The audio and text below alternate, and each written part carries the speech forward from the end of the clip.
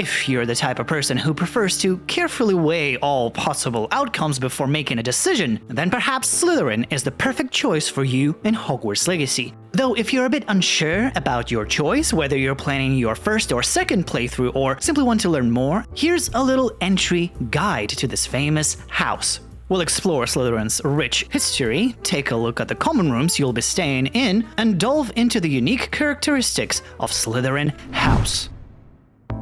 Slytherin House is known for its proud, cunning, and ambitious members. While some choose to pursue their goals through questionable means, others harness their highly developed senses of self-preservation to achieve greatness.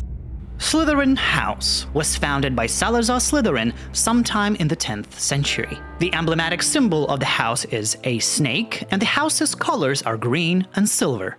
Slytherin corresponds to the element of water, which some believe was chosen to symbolize a world in which the ambitions of its members had been achieved, while others speculate it was chosen to symbolize a pureblood-only wizard society. In fact, the Sorting Hat admitted that students' blood status could be a factor when being sorted. Even though students of any blood status could be placed in this house, yet a Muggle-born student from this house is considered to be quite rare.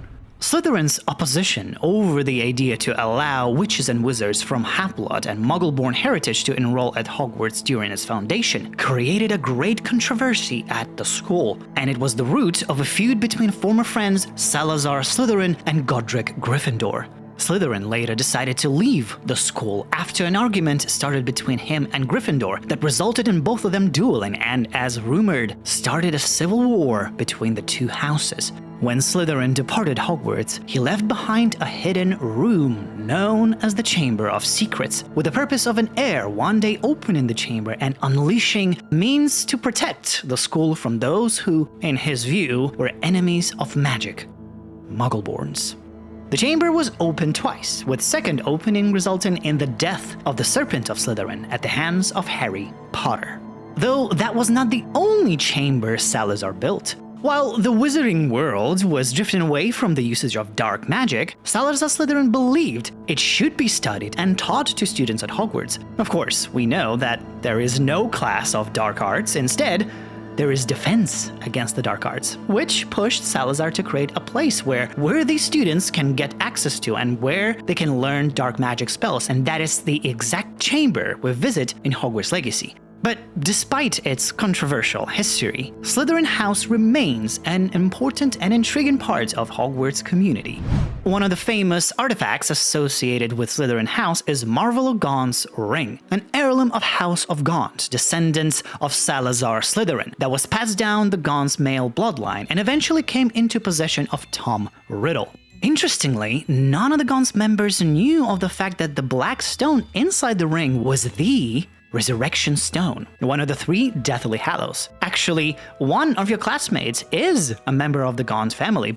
The house ghost is the Bloody Baron that haunts the school grounds, who also killed Rowena Ravenclaw's daughter Helena, and some famous Slytherins throughout the ages are Phineas Nigellus Black, the headmaster of Hogwarts at the late 19th century, Severus Snape, the potions professor and double agent who played a crucial role in defeat of Voldemort, and did you know that Merlin himself was a Slytherin too? He was actually the one who advocated for the Muggle rights and arguably became the most famous wizard in history. And in Hogwarts Legacy, we actually get to solve some of the puzzles Merlin left behind in the surrounding areas around Hogwarts.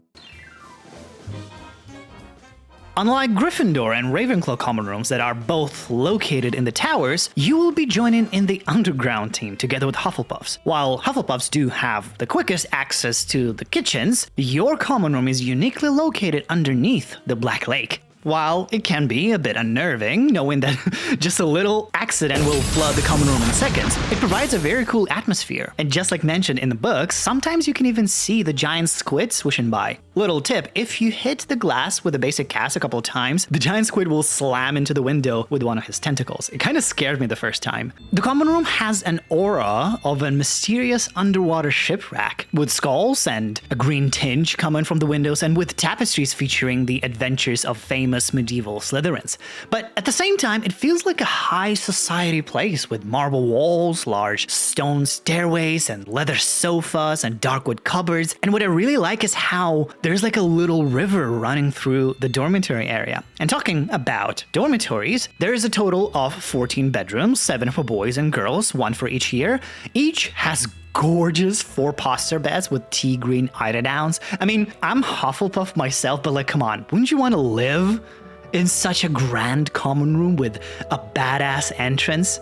And about the benefits. See, what I found while playing Hogwarts Legacy, while you do have lots of different dialogue options to choose from, it doesn't necessarily give you a very different playthrough while you're in different houses, though you do get a chance to get a little more information about them than any other students of other houses will. And the other thing I noticed is that every student of different house has a very distinct personality. Like Slytherins, they come off more confident, balanced, and overall you get a sense that they are all striving for success and glory. You know, like when you play as a Ravenclaw, it's a different vibe, and Hufflepuffs have different personalities. So there are changes between different houses, but they are kind of minor and more aesthetical. The biggest difference, I believe, would be with the quest involving Jackdaw, which is completely different for every other house. And I have to say that Slytherin's version isn't the most best of all of them, but it's still pretty cool how you meet the elf and get to uncover a secret cave. I talk in detail